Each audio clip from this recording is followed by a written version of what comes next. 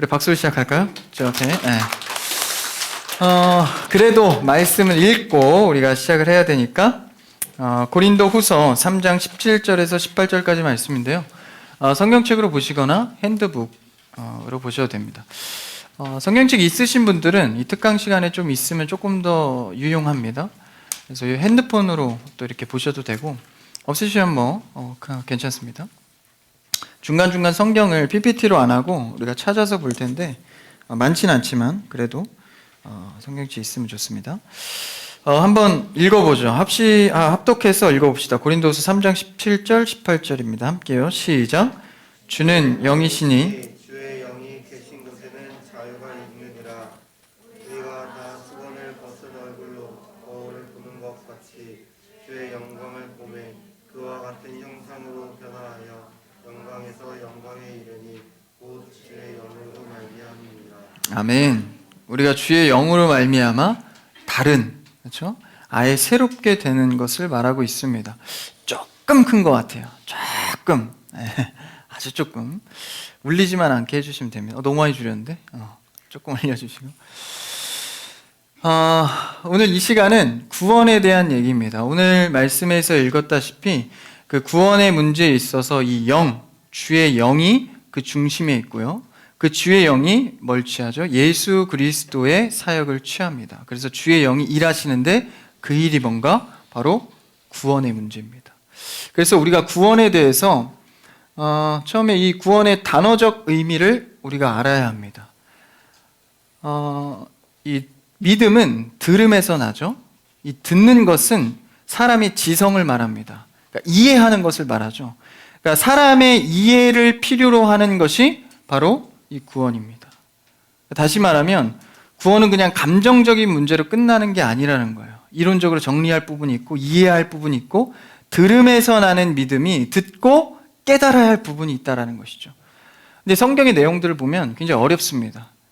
그렇지만 이해하지 못할 것은 아니죠. 그것을 우리가 취할 것을 취할 때 이 구원에 대한 은혜가 우리 가운데 받아들여질 수 있다는 것이죠. 그렇다고 해서 어떤 이성주의로 그냥 공부하듯이 구원을 받는 것은 아닙니다. 그러나 깨닫고 들어야 할 부분은 반드시 있다는 것이죠. 단순히 감성적으로만 취하는 것이 아니라는 거예요. 그래서 그런 의미에서 우리가 이 구원론에 대해서 봐야 될 텐데, 부제가 뭐죠? 그리스도인의 정체성 확립하기입니다. 그러니까 이 구원에 대한 문제에서 오늘 다룰 때 이 구원을 우리가 이 시간을 통해서 새로운 걸 깨닫고 모르던 걸 신비하게 알고 그런 시간은 아닙니다. 새롭게 배우는 게 아니라 여러분에게 지금 주어진 구원과 믿음을 정리하는 겁니다. 이게 굉장히 중요한데, 정리를 해야 이거를 붙잡을 수 있어요. 무슨 말이냐? 내가 그냥 지식적으로 이렇게 둥그스름하게 알고 있으면 실제 문제를 풀어낼 수가 없습니다. 공부해 보신 분들 아시죠? 실제 그 수학 한 문제를 풀어도 공식을 알아야 되고 왜 이 상관관계가 되는지를 알아야, 그래야 내 그 문제를 풀 수 있는 것이죠. 수학은 어떤 수에 관련된 거고 기호와 부호가 있고 이 정도로는 안 되는 거예요. 확실하게 정리해낼 줄 알아야 내 삶의 문제를 적용해서 살아갈 수 있다는 거예요. 믿음이 확실시 붙잡고 살아갈 수 있는 것이죠. 그래서 이것을 정리하지 못하면 삶에서 자꾸 헷갈리는 거예요. 내가 믿음의 사람이긴 한데 예수님 이럴 때 어떻게 일하시는 거지? 예수님의 은혜는 도대체 뭐가 은혜라는 거지? 그러니까 붙잡을 수 있는 구원의 은혜를 오늘 정리하는 겁니다. 그러니까 여러분이 알고 있는 큰 덩어리들을 세분화시켜서 이래서 나에게 믿음과 구원이 왔구나. 성령님의 역할은 이거구나. 예수님께서 십자가의 은혜를 우리에게 주셨다는 것은 이런 의미를 갖고 있구나 정리될 때 여러분의 신앙에 힘이 생깁니다. 그래서 여러분에게 지금 뼈대와 그리고 기본이 있다면 거기다 근육을 붙이는 것이죠. 그래서 그 과정을 오늘 구원론에서 쭉 잘 따라오셔야 돼요. 제가 첫 번째 예배 모두에 말씀드렸지만 졸리실 수 있어요. 이게 다소 중간에 진지한 부분들이 많기 때문에 졸리실 수 있습니다. 그럴 때는 지금 내 구원의 문제를 정리하고 있는데 졸음이 오면 안 된다라는 의지로 일어서시거나 뒤에 가셔서 잠깐 쓰셔도 됩니다. 아니면 뺨을 서로 때리지 마시고 너 주네 이렇게 하지 마시고 스스로 좀 일깨워서 좀 이렇게 끝까지 잘 따라올 수 있었으면 좋겠습니다. 옆 사람과 한번 인사할까? 주 안에서 사랑합니다. 사랑합니다. 사랑합니다. 존다고 정죄하지 마시고, 졸 수는 있어요. 정죄하지 마시고. 앞에 이렇게 채워주니까 좋네요. 앞에. 아까 한 자매가 앞에 왔다가 가깝네요. 뒤로 가셨는데, 소신 있게 하십시오. 좋습니다. 앞에 이렇게 채워주시니까 또 감사하고. 이 구원의 문제에 있어서 우리가 방금 사랑합니다. 이 단어의 의미가 먼저 정리가 돼야 돼요. 단어 의미. 단어. 방금 주 안에서 사랑합니다라고 고백했는데 어떤 사랑으로 고백하신 거예요? 사랑엔 종류가 많죠. 친구의 사랑, 우정의 사랑이 있어요. 그렇죠? 부모의 사랑이 있습니다. 이성 간의 사랑이 있죠. 또 이웃 간의 사랑이 있을 수 있어요. 사랑이 내포하고 있는 단어적 의미는 매우 다양합니다. 여러분 방금 인사하실 때 어떤 사랑을 고백하셨죠? 모르세요? 모르시고 그냥 사랑하니까 사랑해야겠다. 이성적인 사랑의 고백은 아닐 겁니다. 그 사랑의 고백을 하셨다면 회개하시고, 그게 아닙니다. 왜냐하면 남자들끼리 여자들끼리 인사했기 때문에. 그렇죠? 그 사랑은 아닌 것 같아요. 그럼 뭘까요? 아까 뭐라 그랬죠? 주 안에서, 주님 안에서. 그러니까 주님의 사랑으로, 내가 받은 주님의 사랑을 당신에게 나눕니다 라는 의미에서 사랑의 고백을 했어요. 그렇죠? 그러면 여러분들이 한 것은 우정도 아니고 부모도 아니고 이성의 사랑의 고백도 아니었습니다. 그렇죠? 근데 그것을 굳이 나열하지 않고도 알고 있죠. 주의 사랑으로 나는 고백을 했다는 것을. 그럼 구원의 단어적 의미는 여러분이 어떻게 인식하고 있냐라는 것이죠. 구원에도 여러 가지 모습들이 있지만 우리가 생각하는 구원이 뭘까요? 여러분 정리해서 갖고 계십니까? 구원 한번 지금 생각해 볼까요? 구원이 주는 단어적 의미가 뭘까? 너무 막 이렇게 시리어스하게 구원 막 이게 창세부터 훑지 마시고 그냥 본인이 여태까지 신앙생활 하면서 구원하면 내가 딱 떠오르는 정리의 어떤 정의가 뭔가? 그냥 전사님이 하세요. 이렇게 하지 마시고 같이 합시다. 같이. 저는 구원하면 물에 빠진 베드로가 생각이 나요.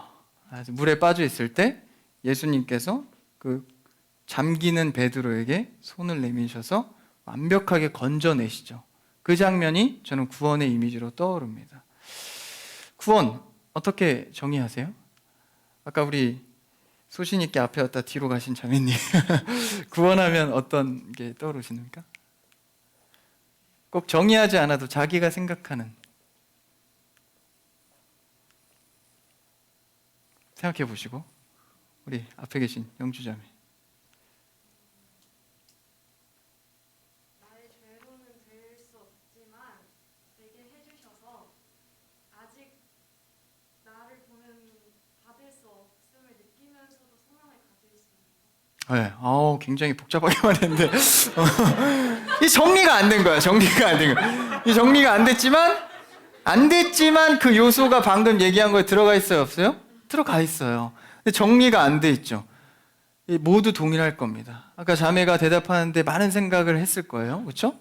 그것 역시도 정리가 좀 쉽게 되진 않습니다. 그래서 오늘 이 구원에 대해서 좀 보고자 하는데 우리가 잘 아는 거예요. 하나님께서 이거 하나님이라고 원어 단어의 첫 번째 데오스의 하나를 따서 이렇게 표기하고 예수님은 이렇게 표기를 할게요. 하나님께서 구원 사역을 이루신 게 있어요. 구원 사역을 이루심. 그렇죠? 하나님께서 구원 사역을 이루신 사건이 뭘까요? 바로 예수 그리스도를 보내셔서 2000년 전에 유대 땅에서 이 구원의 계획을 이루신 겁니다. 그 하나님의 구원의 이루심, 그러니까 우리를 위해서 성취하신 구원이죠. 그게 있고 두 번째는 뭐예요? 두 번째, 이게 첫 번째고 하나님께서 구원을 이루신 거예요. 누굴 통해서? 예수님을 통해서. 두 번째는 이 예수님을 뭐를 통해서? 믿음을 통해서 오늘날 나에게 적용되는 구원이 있습니다. 적용의 구원이 있어요. 이 두 가지로 구원을 이해할 수 있는 거예요. 하나님이 우리를 위해서 이루신 거, 그 다음에 두 번째는 내가 예수 그리스도를 믿어서 적용되는 구원이 있는 겁니다. 그러면 이거는 언제예요? 2000년 전에 일어난 겁니다. 그렇죠? 유대 땅에서 예수님이 오셔서 십자가 지신 사건, 그게 첫 번째 구원을 의미하는 거예요. 두 번째는 이게 2000년 뒤에 오늘날 나에게 구원으로 적용되는 적용 구원이 있는 겁니다. 그것을 우린 통칭해서 뭐라 그래요? 구원받았다. 구원받았다. 그걸 쪼개면 이 두 가지 이해가 있는 거예요. 그러면 이 첫 번째 일어난 이 하나님의 구원 사역이 시공간을 뛰어넘어서 오늘날 우리에게 구원으로 적용되는 겁니다. 이게 바로 구원론입니다. 근데 이게 참 어렵죠. 어떻게 이런 일이 우리에게 일어날 수 있을까? 이 모든 과정을 오늘 설명하는 것이 바로 구원론의 내용입니다. 그러니까 구원의 사용에 있어서 단어 의미를 특별히 구분 없이 고민 없이 사용하는 경우가 많아요. 난 구원받았어. 너 구원받았니? 난 구원받았어. 야, 우린 구원을 얻었다. 근데 이 내용을 정리하지 못하고 그냥 구원 쓰면 실제 삶에서 내가 적용할 힘이 떨어진다라는 거예요. 이걸 정리해내면 실제 삶에서 나의 구원의 삶, 다시 말해서 정체성의 힘이 생깁니다. 그러니까 이게 구원론이 정체성하고 굉장히 관련이 깊은 거죠. 그래서 먼저 정리하면 오늘날 나에게 주어지는 이 구원. 오늘날 나에게 주어지는 구원은 어디에 근거하고 있어요? 2000년 전에 하나님께서 예수님을 통해서 이루어 주신 것에 근거하고 있는 겁니다. 뭐죠? 중심은 예수 그리스도가 있는 거죠.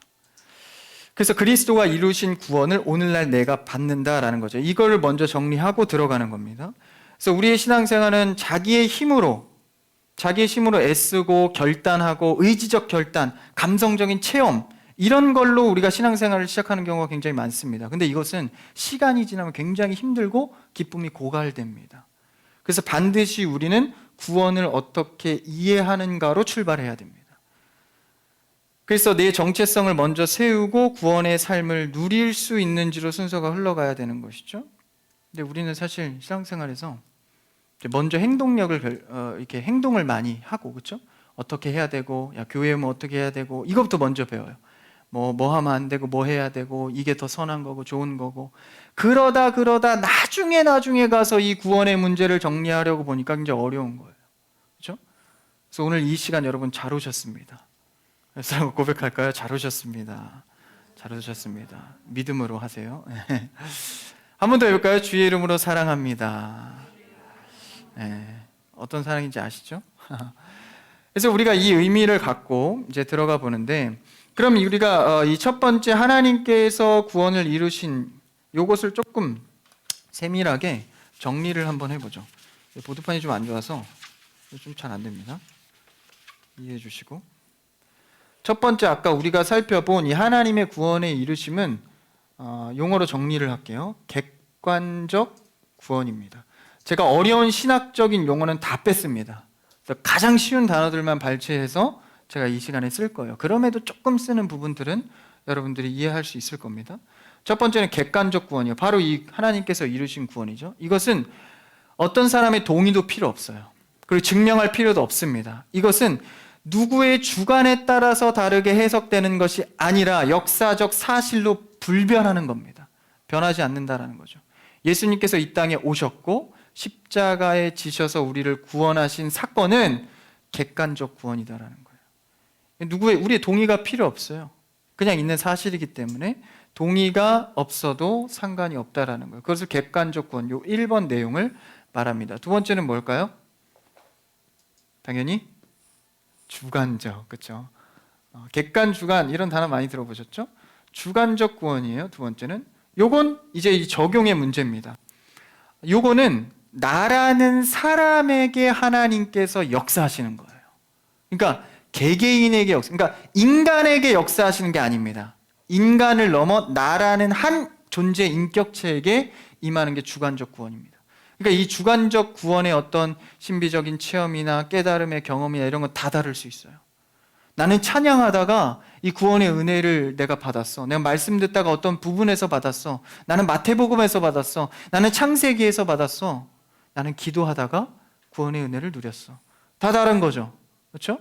이런 방법들은 개인에게, 나라는 존재에게, 대신 근거는 뭡니까?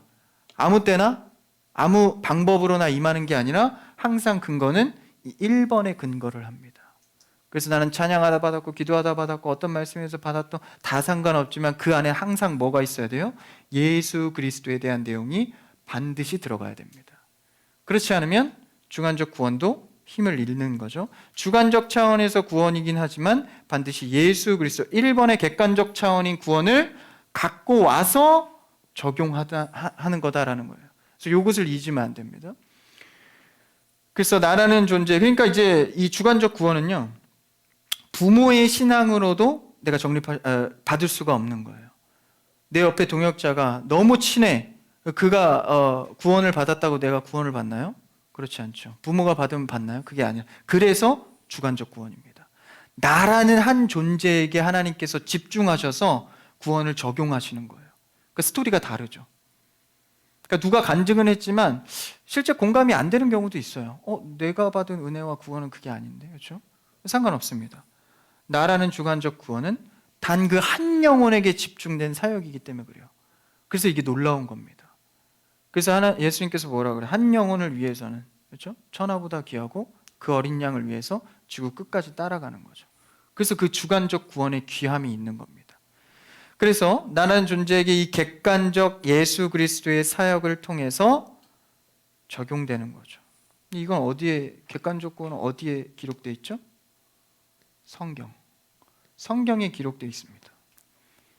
우리가 성경을 통해서 객관적 구원을 받아들이게 되죠. 그리고 이 객관적 구원이 우리에게 주관적 차원으로 적용될 때 여기서 뭐가 발생해요? 성령이 발생을 합니다. 성령은 뭐에 근거하죠? 예수 그리스도의 사역에 근거합니다. 그래서 이 내용을 우리가 정리를 지금 해가는 거예요. 정리를 해볼까요? 1번은 뭐라 그랬어요? 예수 그리스도의 사역입니다. 하나님께서 계획하신 거죠. 요거는 뭐예요? 성령 하나님의 사역입니다. 그렇지만 성령도 예수 그리스도에 근거하죠. 그 다음에 구원의 완성. 그렇죠? 완성됐죠. 예수 그리스도를 통해서. 요거는 구원의 적용입니다. 뭘 통해서? 성령을 통해서. 완성되고 적용되고. 그래서 이 부분은 예수 그리스도가 누구신가? 기독론에 관련된 것이 크고 여기서는 구원에 관련된 구원론적인 것이 큽니다. 이 단어 들어보셨죠? 구속사. 하나님께서 구속하신, 예수 그리스도가 구속하신 그 사건을 말하죠.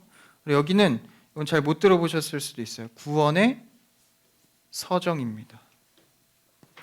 그러니까 구원을 구속사를 통해서 완성하셨고 적용되는 것은 우리의 삶에서 구원의 서정. 그러니까 순서로 이해하는 경우도 많은데 순서는 정확한 표현은 아닙니다. 순서라기보다 나타나는 행태입니다. 내가 구원을 받았으니까 뭐 하죠? 예배하죠. 그렇죠? 회개하죠. 찬양하죠. 이런 것들이 적용을 통해서 나타나는 현상인 거예요. 서정. 이것은 이제 시간의 순서로만 흘러가지 않습니다. 근데 이론으로 배울 때는 시간의 순서로 보여지지만 실제 우리가 신앙생활을 해보면 딱 이번에 회개하고 뭐 어떻게 되고 성화가 돼 이렇게 흘러가나요? 그렇지 않죠. 뒤죽박죽이죠. 그럼에도 불구하고 우리가 이 구원의 서정을 그런 순서적으로 배울 때는 그렇게 배운다. 현실에서 막 동시에서 일어나기도 하고 눈치채지 못하게 일어나기도 하죠. 그래서 사실 여러분들이 이 자리에 나와서 예배하고 하나님을 알아가는 것은 그 자체가 구원의 서정입니다. 왜냐하면 내 힘으로 깨닫고 알고 이 자리에 있는 것 같지만 실제 그렇지 않거든요. 믿지 않는 사람하고 여러분 대화해 봤어요? 믿음에 대해서? 정말 답답합니다. 어디서부터 어떻게 말해야 될지 모르고 실제 조리 있게 말해도 잘 이해를 못해요. 왜 그렇죠? 그 안에 성령이 없기 때문입니다. 신비적인 얘기를 하는 게 아니에요. 성령의 사건이 굉장히 일상적이고 실제적이라는 겁니다. 우리가 현실적으로 찬양을 하고 예배하고 이게 어떤 훈련돼서 하는 것 같지만 그렇지 않다는 거예요. 믿지 않는 자들을 보면 알죠.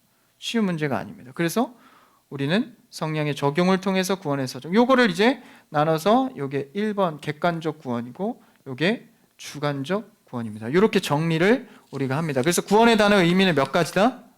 두 가지입니다. 그래서 두 가지 중에 첫 번째는 하나님의 구원에 이르신 2000년 전에 이루어진 사건, 두 번째 구원은 우리에게 예수 그리스도를 믿음을 통해서 적용되는 사건.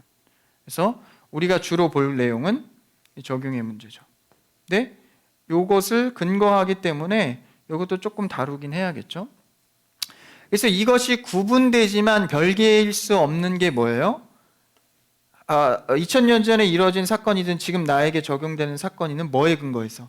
예수 그리스도에 근거하기 때문에 실제 이것은 별개이지만 완벽하게 구분할 수는 없다. 그렇죠? 그래서 예수 그리스도의 완성 사역에 항상 근거하여서 성령의 적용이 이해되고 논의되어져야 합니다. 자, 그래서 성경책을 보면 사복음서 있죠. 마태, 마가, 누가, 요한. 요거는 뭐죠? 어디에 해당될까요, 그러면? 에? 벌써 잠이 와? 주여, 나의 잘못입니다. 졸리게 한 나의 잘못. 옆 사람이 뺨을 때려주시고. 자, 그래서 어디에 포함되죠? 사복음서는 1번에 포함되죠. 이루신 2000전의 그 사건이잖아요. 그 뒤의 내용은 뭘까요? 바로 2번의 내용입니다. 사도 바울을 통해서, 사도들을 통해서 각 사람들에게 막 적용되기 시작하죠. 그래서 구원이 일어나고 두 번째 내용이 되겠죠. 그래서 이 사복음서 이후에 나오는 이 구원의 내용들 중에 단어들이 굉장히 많죠. 회개하고, 믿음의 단어, 죄 씻음, 하나님께로부터 난 자들이다. 우리 오전에 봤죠. 그리고 칭의, 거룩해지다, 하나님의 자녀다. 이런 단어들이 다 뭐예요? 그 단어들이 다 구원이라는 단어와 동의합니다. 회개할 수 있는 이유가 뭐예요? 성령의 적용 때문이죠. 그리고 예배하고 죄 씻음 받는 이유가 뭐예요? 성령의 적용이죠. 그러니까 우리가 회개, 믿음, 죄 씻음 이런 단어는 다 구원의 적용을 말하고 있는 거예요. 이 요소들 자체가 구원입니다. 그러니까 전 구원 받은 사람인가요? 이런 질문을 할 수 있어요. 내가 하나님께 탈락된 자는 아닌가? 열심히 예배하지만 하나님께서 나 선택하지 않은 거면 어떡하죠? 불안할 필요가 없어요. 그렇죠? 성령의 적용이 아니면 예배하고 고백하고 기도하는 게 불가능합니다. 그렇죠? 굉장히 좋은 거예요. 그래서 우리가 이 내용을 이제 어떤 걸 주로 다룰 거냐? 여기서 이렇게 적용되는 거, 그렇죠? 이 적용되는 문제가 단순히 그냥 적용이 된대 이렇게 끝나면 그런가 보다 이렇게 넘길 수도 있지만 ISTJ 저 같은 사람은 그냥 적용된대 하면 궁금한 거예요. 그냥 적용된 게 도대체 뭔가, 그렇죠? 그걸 세분화해서 오늘 보게 될 겁니다. 이거 좀 지워주세요. 그래서 네 가지 담당이에요. 이렇게 나서려고 하는 게 아니라 담당을 시켜놓은 겁니다. 그래서 네 가지의 요소를 통하여서 이 적용되는 문제를 다룰 겁니다. 그래서 첫 번째는 예수 그리스도의 잘 안 돼? 대충 지어. 괜찮아. 하나님께서 구원을 이루신 이 예수 그리스도에 대한 사역, 그게 뭔가? 단순히 그냥 2000년 전에 이 땅에 와서 사시고 죽으시고 이건 우리가 다 알잖아요. 근데 그게 내포하고 있는 의미가 뭐냐는 거예요. 왜 오셨고, 왜 사셨고, 왜 죽으셨나? 그렇죠? 정확하게 정리할 수 있어야 됩니다. 그 구원 다음에 그다음에 연결의 문제죠. 어떻게 적용이 되는 건가? 그다음에 세 번째는 우리의 믿음에 관해서 다룰 겁니다. 네 번째는 성화. 아까 홍성희 지사님이 잠깐 언급하셨는데 믿음이 있는 우리는 이제 믿음에 있는 자로서 살아가는 성화의 삶이 남아있죠. 그것까지 오늘 구원론에서 다루게 됩니다. 다 구원론에 포함된 내용이기 때문에 더 세분화 쪼갤 수도 있지만 그러면은 너무 길어지고 시간이 많이 걸리니까 물티슈를 한번 닦아야 되겠는데 1번은 뭐예요? 아까 예수 그리스도의 사역의 의미입니다. 아까 두 번째는 뭐였죠? 이게 어떻게 적용되는가의 문제예요. 그 다음에 세 번째는 그 적용을 통해서 믿음이라는 주제가 나오죠. 마지막 네 번째는 믿음 있는 자로서의 성화의 물기가 안 되네. 성화의 삶입니다. 보드판 누가 좀 헌물 좀 하세요. 이거 10년 돼가지고 이게 써지지도 지워지지도 않는 이렇게 우리가 볼 겁니다. 사실 가장 중요한 게 몇 번일까요? 기초죠. 1번입니다. 예수 그리스도의 의미가 왜냐하면 요거를 정확히 정의해야 여기도 적용이 되고 여기도 적용이 되고 여기까지 나아가는 거예요. 성화라고 해서 내가 열심히 노력하는 어떤 성품의 훈련을 말할까요? 그게 아니라는 거예요. 예수 그리스도의 사역의 의미가 여기까지 따라옵니다. 이게 전체에서 뭐예요? 나의 정체성이 되는 겁니다. 그래서 오늘 시간이 넘더라도 간식을 먹었으니까 시간이 조금 오버되더라도 약속 없으시잖아요, 그렇죠? 9시 전에는 끝납니다. 시간이 넘더라도 한번 진행을 해보도록 하죠. 자, 이제 달려가야 되니까 좀 어깨 좀 피시고, 허리 좀 피시고, 처지지 마시고 한번 가봅시다. 예수 그리스도가 이루신 구원이 무엇인가에 대한 문제입니다. 그러면 우리가 먼저 처음에 기억해야 될 것은 예수님께서 이루신 의라는 문제입니다. 의. 좀 어려운 단어일 수 있는데, 의라는 것은 이게 나에게 충족이 돼야 하나님과의 구원의 문제에 대해서 관계가 회복될 수 있어요. 의롭지 않으면 하나님 앞에 구원을 인정받을 수가 없는 겁니다. 그래서 이 의의 문제를 누가 해결하셨죠? 예수 그리스도가 해결하신 거예요. 그렇죠? 그래서 이 의의 문제로서 의롭다. 하나님과의 관계가 문제가 생긴 거예요. 의롭지 않은 거에 대해서. 그래서 의롭다고 인정을 받아야 뭐로 연결돼요? 의가 영생. 다시 말하면 구원으로 인정받을 수 있는 겁니다. 그래서 이 의를 해결해야 되는데 우리가 세상적으로 의롭다, 뭐 정의롭다, 뭐 이런 거는 그냥 이렇게 부도덕한 것, 그렇죠? 부정이 없는 깨끗한 것, 뭐 이 정도로 이해하지만 우리가 생각하는 의는 좀 다릅니다. 이것은 하나님께 인정받는 의여야 하는 거예요. 그러니까 세상에서는 조금 정의로우면 야 의롭다 하지만 완전해야 됩니다. 완전. 이게 중요한 거예요. 세상에 완전한 게 없죠. 법도 사람이 만듭니다. 그래서 악법도 있고, 그렇죠? 개정돼야 될 법도 있고. 근데 하나님의 의는 완전해서 심판이라 그러죠. 심판할 때 정확하게 갈리는 거예요. 티끌의 한 점도 오차가 없이 갈리는 겁니다. 심판은 무섭죠. 그런데 우리는 예수 그리스도가 의를 회복했기 때문에 위치적 개념이에요. 예수 그리스도 안에 있으면 그 심판으로 피함을 받는 겁니다. 그래서 그 의를 어떤 과정으로 이루셨나? 우리가 최초의 의가 깨진 상황으로 올라가야겠죠. 어디죠? 바로 아담과 하와 때입니다. 아담과 하와 때. 엄마 뱃속에 있을 때가 아니라 아담과 하와 때로 거슬러 올라가야 돼요. 이때가 처음 인간의 가장 대표성을 갖는 게 아담이죠. 첫 인간. 이 인간이 하나님과의 관계를 어떻게 설정했느냐에 따라서 그 수많은 사람들의 관계 설정이 되는 겁니다. 그래서 하나님께서 처음에 지으시고 약속을 하셨죠. 어떤 약속했죠? 어떤 약속했죠? 우리 전사님 빨리빨리 하세요. 선악과 문제가 있죠. 하나님께서 인간을 만드시고 모든 과실과 세상을 누려도 되는데 너가 반드시 오직 하나 선악과의 과실은 먹지 말라 말씀하셨어요. 그렇죠? 이게 뭐예요? 단순히 그냥 하나님이 왜 이런 그렇죠? 약속을 하셨을까? 그렇죠? 이것으로 인해서 하나님과의 의의 관계가 성립되는 겁니다. 그러니까 하나님은 감성적으로 추상적으로 그냥 뭐 법이나 약속 없이 그냥 우리 다 같이 잘 지내자 이게 아니라는 거예요.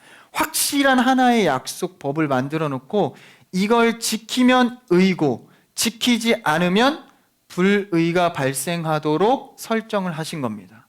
그렇죠? 여기까지 이해되시죠? 요 이해 속에서 아담이 의를 뭐 하면 지킬 수 있는 거예요? 선악과를 안 먹으면은 지킬 수 있는 겁니다. 그렇죠? 그럼 하나님과의 관계도 문제가 없는 거죠. 근데 아담이 어떻게 했죠? 이 범죄를 하게 됩니다. 근데 먼저 생각할 것이 이 범죄를 함으로써 발생된 게 뭐예요? 죄를 지었잖아요. 이 불이니까 죄. 그러면 하나님께서 이 선악과를 따먹지 말아라. 잘 들으세요. 따먹지 말아라. 따먹으면 어떻게 된다 그랬죠? 안 따먹으면 의의 관계고 따먹으면 정령 죽으려. 그 장면 한번 볼까 그래도? 창세기. 이거는 중요한 그렇죠? 근원이 되니까 요 정도는 좀 봐야죠. 2장 17절. 2월 17일 제 생일인데 2장 17절. TMI라 그러죠? 2장 17절을 한번 볼까요? 읽어봅시다. 시작.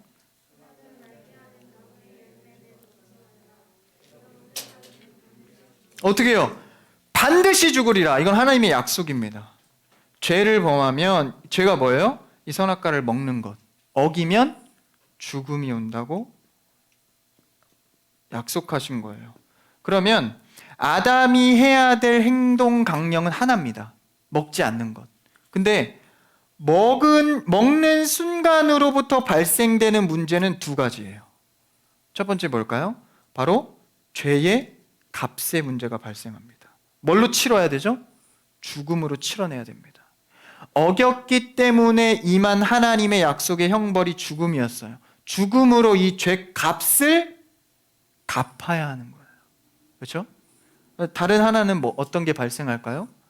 먹지 말라고 했던 하나님과의 의의 관계가 깨진 겁니다. 이 값을 치른다고 의의 관계가 회복될까요? 그렇지 않습니다. 이 값은 값으로 끝나는 거예요. 값치름으로. 그러면 아직 남아있죠. 이 관계에 대한 설정이 남아있잖아요. 그러니까 이 아담은 먹은 사람이 되는 거예요. 그러니까 좀 쉽게 예를 들어보죠. 자동차를 운전하고 가다가 이 속도 위반 카메라가 있죠. 찍혔어요. 저도 이제 1년에 한 번 정도 찍혔어요. 그러면 딱지가 날라오죠. 그건 뭐죠? 행정적 값치름입니다. 5만 원을 냈어요. 값을 치렀다고 해서 내가 부도덕한 내가 일을 한 것이 무효가 되나요? 무효가 되지 않습니다. 행정적으로는 값이 치러졌지만 내가 어긴 사람이라는 문제는 남아있는 겁니다. 앞으로 안 어기면 되지, 그게 아닌 거예요. 이미 어겼으니까 난 어긴 사람인 거예요. 이걸 해결하려면 어떻게 될까? 간단합니다. 다시 태어나면 돼요. 다시 태어나면 되는 거예요.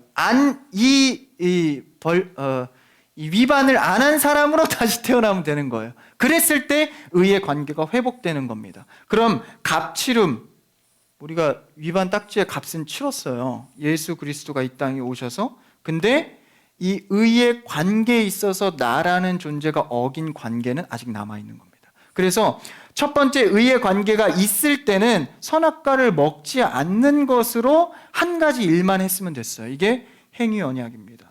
좀 어려운 말로 행위 언약. 한 가지 행위만 하면 되는 거예요. 안 먹는 거. 굉장히 소극적이죠. 그러니까 하나님의 이 의의 관계를 설정한 이 도식 자체가 은혜로운 겁니다. 왜냐하면 안 하면 되니까. 그렇죠? 굉장히 소극적인 요구예요. 먹지 마라. 그렇죠? 과실이 없는 것도 아니고 굉장히 소극적인 요구죠. 항상 우리 삶에도 그렇습니다. 하나님께서 은혜를 주셔서 요구하실 때는 어찌 보면 굉장히 소극적 요구입니다. 그렇죠? 근데 우리는 이 소극적 요구를 적극적으로 불순종하는 자들입니다. 먹지 말라 했는데 적극적으로 먹는 행위로 취하죠. 적극적 불순종입니다. 그래서 두 가지의 아까 말한 문제가 발생한 거죠. 죽음으로 값을 치러야 되는 문제와 안 산 사람으로, 안 먹은 사람으로 되돌아가야 하는 관계의 문제가 두 가지가 걸리게 된 겁니다. 이걸 이제 제가 풀어서 쭉 설명을 했는데 이걸 이제 좀 단순하게 처리를 좀 해보면 이 긍정적인 요구, 이게 뭐였죠? 아까 처음에 선악과를 먹지 마라. 그다음에 두 번째 요구는 부정적인 요구입니다. 설명을 했으니까 헷갈리지 않을 거예요. 다시 설명을 해보죠.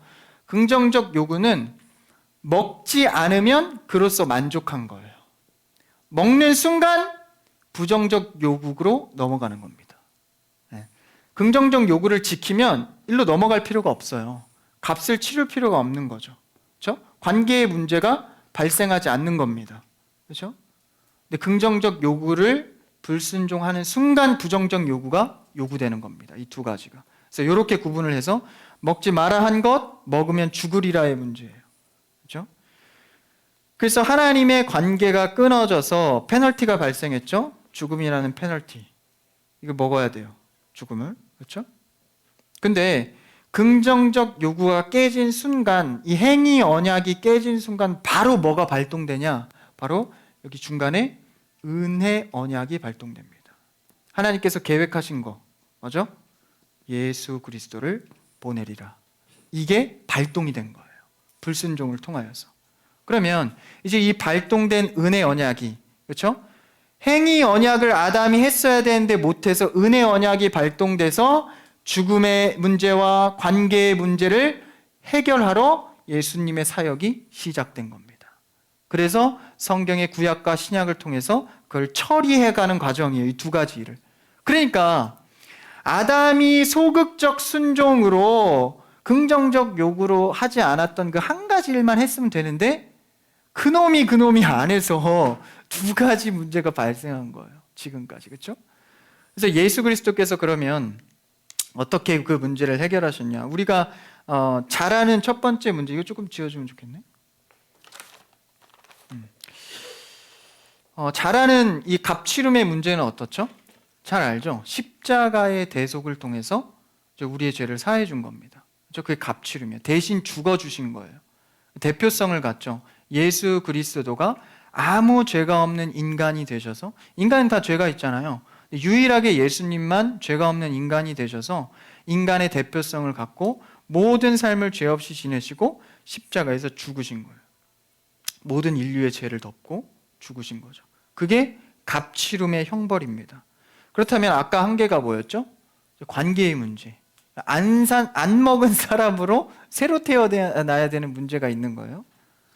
졸지 마시고. 자, 일어나세요. 자, 중요한 거니까. 자, 일어나시고 잠을 깨우시고.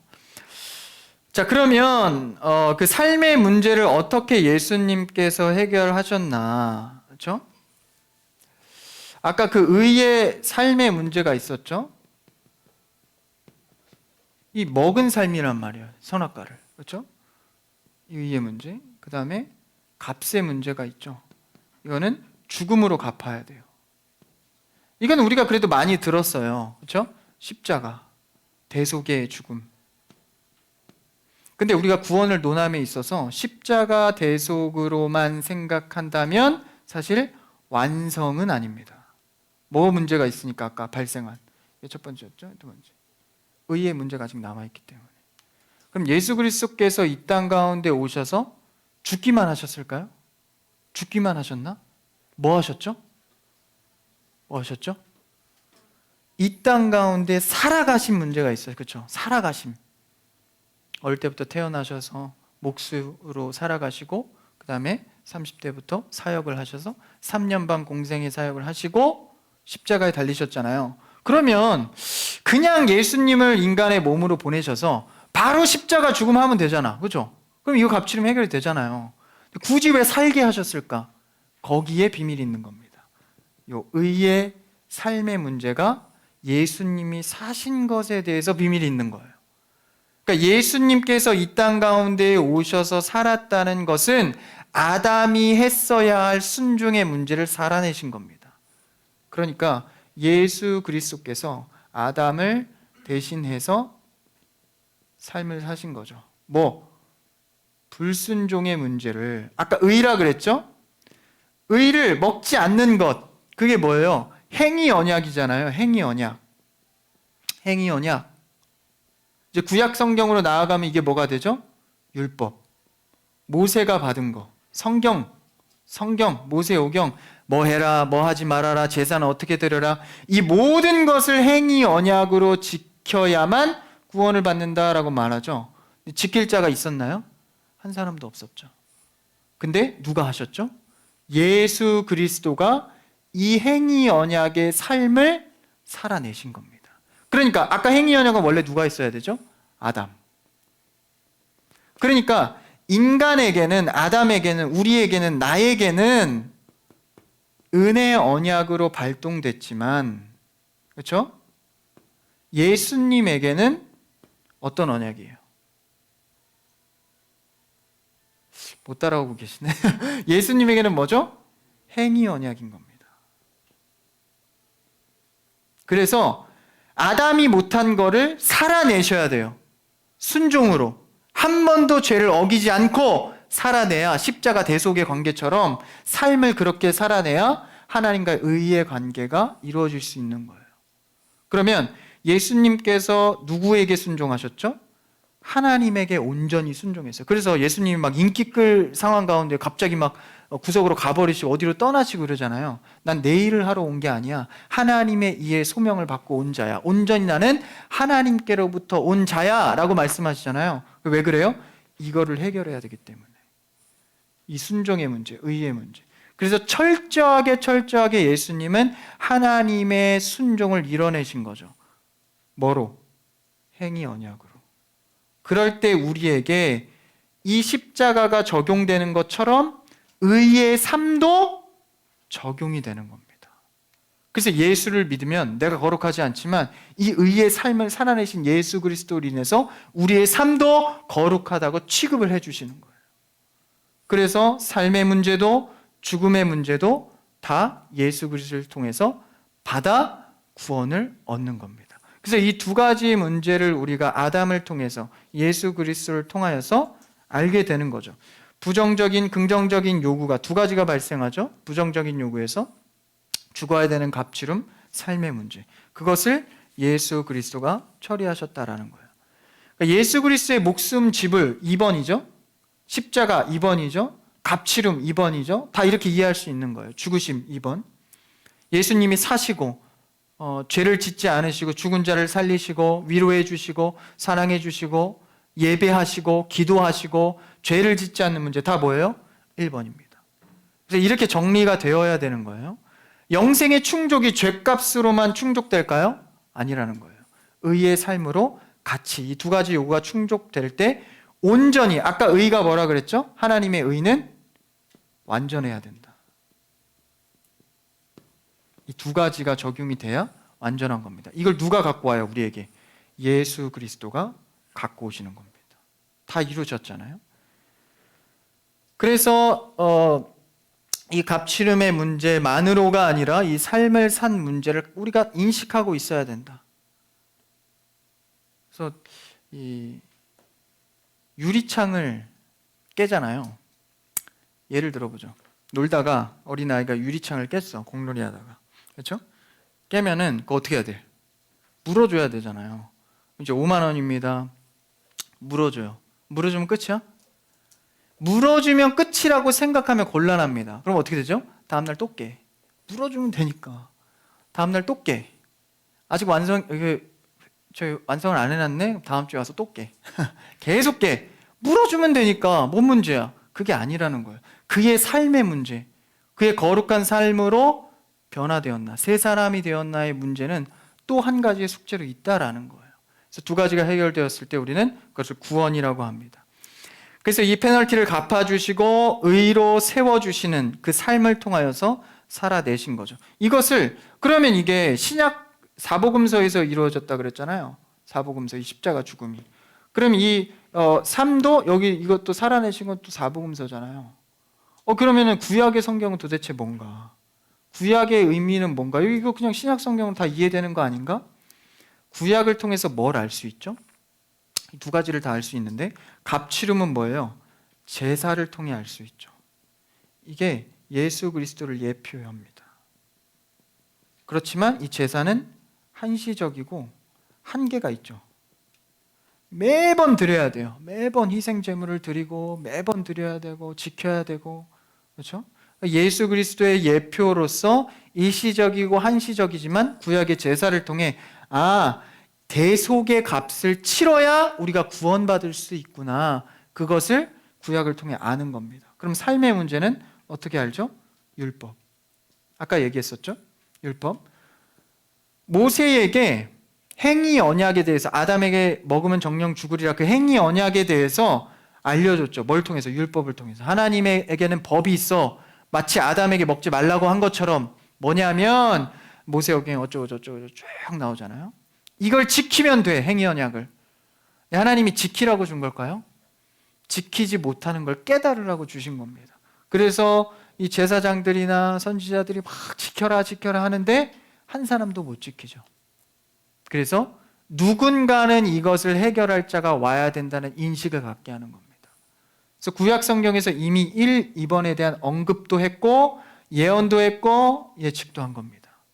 그러니까 여기에 가지 않았어도 구약의 인물들은 이거를 누린 거예요, 못 누린 거예요? 누린 거다라는 거예요. 실제 일어나서 완성돼서 우리에게 온 거는 사실 참 감사한 시대를 살고 있는 거죠. 너무 감사한 거죠. 그래서 이렇게 우리가 성경 속에서도 하나같이 다 이 내용과 관계를 포함하고 있다. 그래서 이것을 이해하는 것이 우리의 구원 구원입니다. 구원의 시작이죠. 그래서 이거를 우리가 조금 정리하면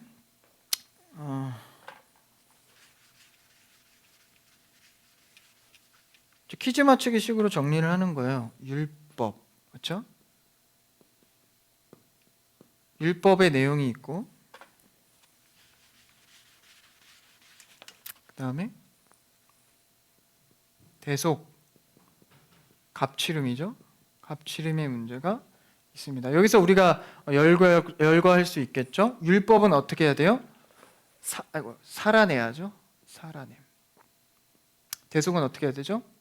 죽어야 되죠. 그리고 여기는 긍정적 요구에서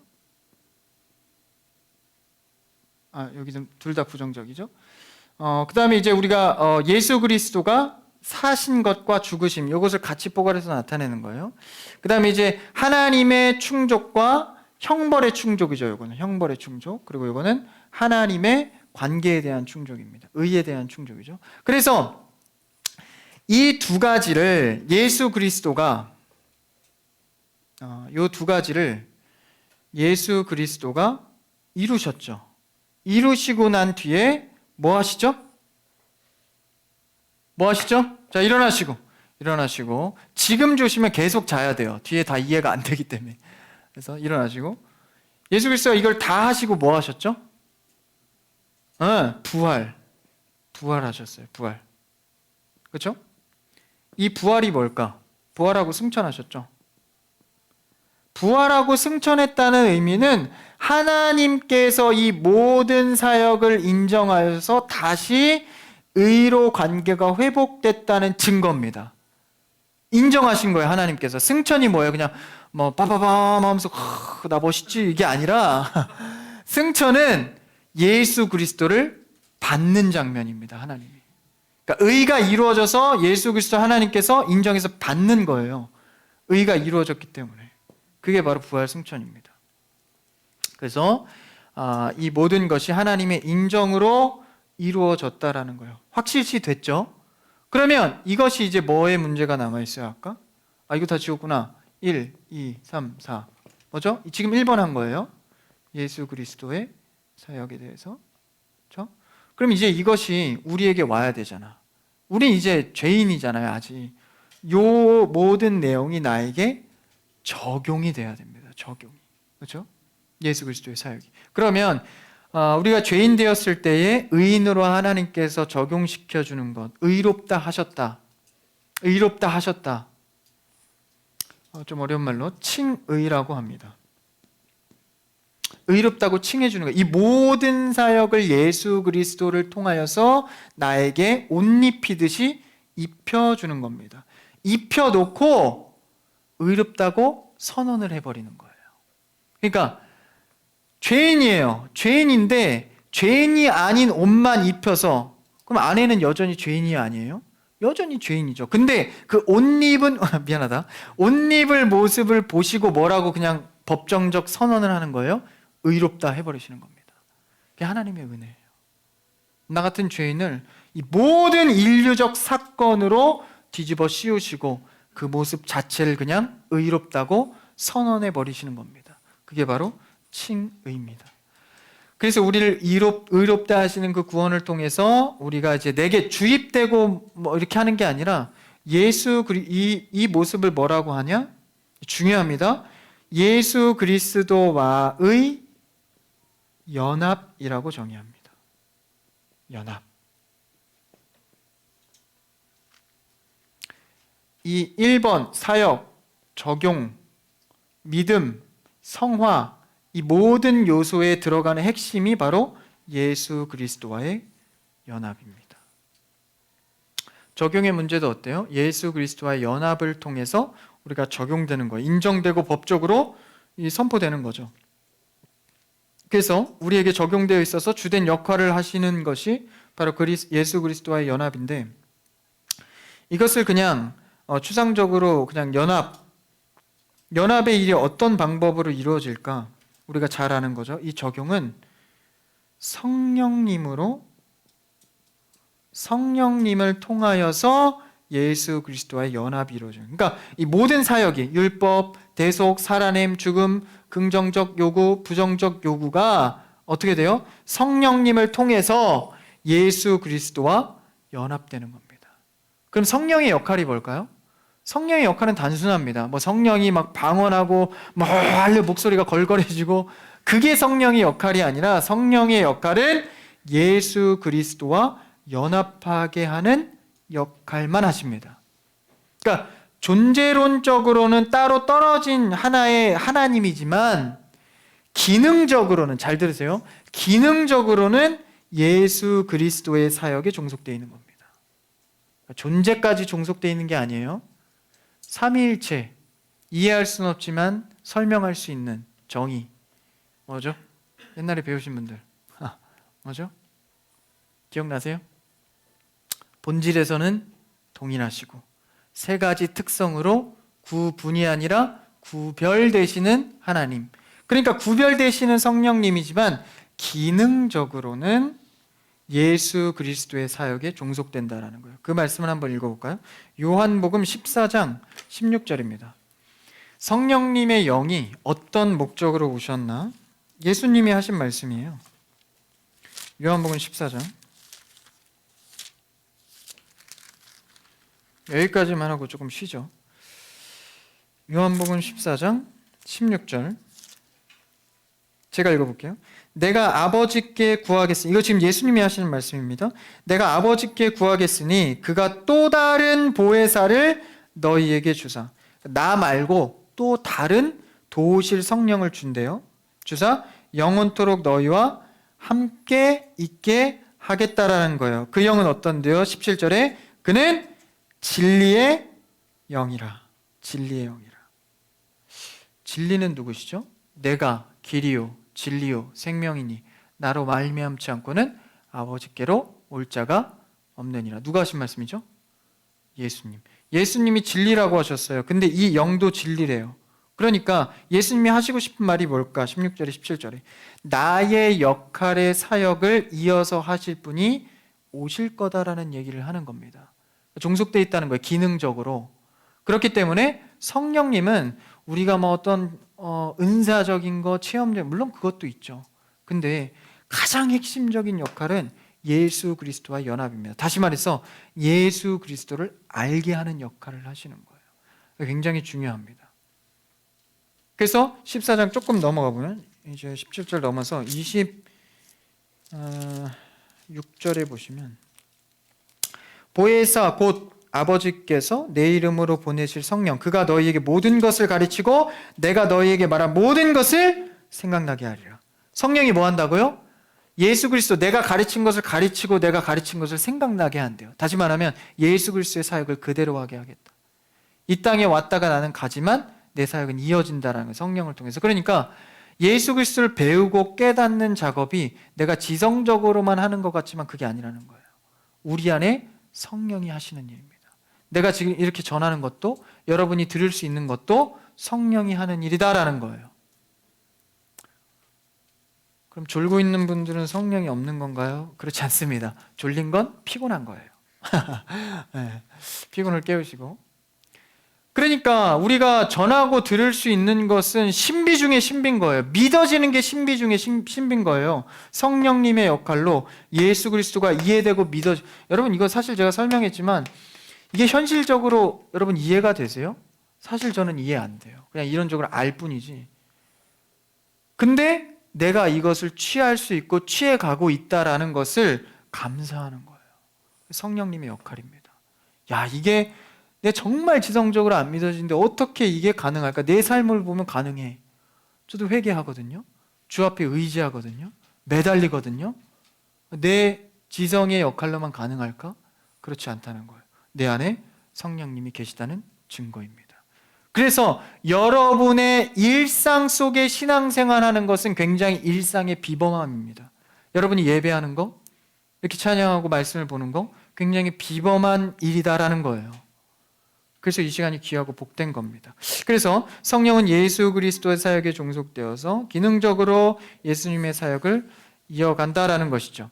그래서 성령의 이해가 참 잘못되어 있는 게 많아요. 직접적인 교통, 직접적인 무언가 체험하고 현상적으로 경험하고. 근데 우리는 성령님은 점쟁이가 아니라 예수 그리스도의 사역을 알게 해주시는 거다라는 것이죠. 그걸 뭐라고 한다? 그리스도와의 연합이다 라고 말합니다. 그래서 이 연합에 대해서 여기까지만 하고, 연합에 대해서 조금 자세하게 다루는 건 좀 쉬었다 하죠.